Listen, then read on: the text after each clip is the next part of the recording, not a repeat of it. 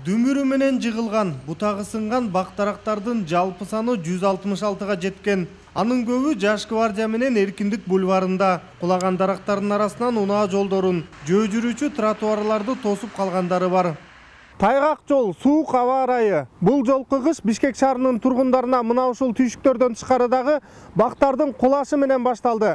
Фрунзе көчөсүнүн боюндагы жайгашкан бул бак кече жааган суу кардын айынан жолго кулап, мына ушул жөө жүргүнчүлөр басуучу жолду тороп калган. Ошентип кечээден бери бул жолдон адамдар айланып өтүүгө аргасыз. Жашылдандыруу ишканасы болсо түзүлгөн кырдаалга колдон келишинче чара көрүп жатканын айтат. 68 жумушчу түнкү саат 1ге чейин иштеп, кулаган бактарды жыйнаган. Ну, вчера мы довольно-таки быстро реагировали. Биз колдон келишинче тез иштедик. Мисалы, кечээ Москва көчөсүндө чоң дарак кулап, троллейбус линиясын үзүп кетти. Биз жакын жерде иштеп жаткандыктан дароо келдик. 10 мүнөттө электр тогун өчүрүп бергенден кийин 15 мүнөттүн ичинде жолду тазаладык.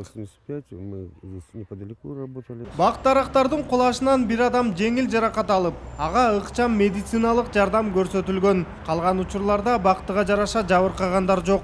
Бирок 21 автоунаага зыяны тийген. Калың бактардын же болбосо бутагын көтөрө албай калып, сынып ошон түндө турган автоунаалардын түшкөндө жабыркаган автоунаалардын саны 21ге жетти. Башка Бишкек шаарынын көчөсүндө жолдорду бөгөп калган, жыгылып бөгөп калган учурлар көп катталды. Сууктаган аба ырайы жол кырсыктарында арбытты. 2 сутка ичинде Бишкекте тайгалактан улам 20дан ашык жол кырсыгы болду. Улан Бакиров, Чыңгыз Жумагулов, Коомдук 1 канал.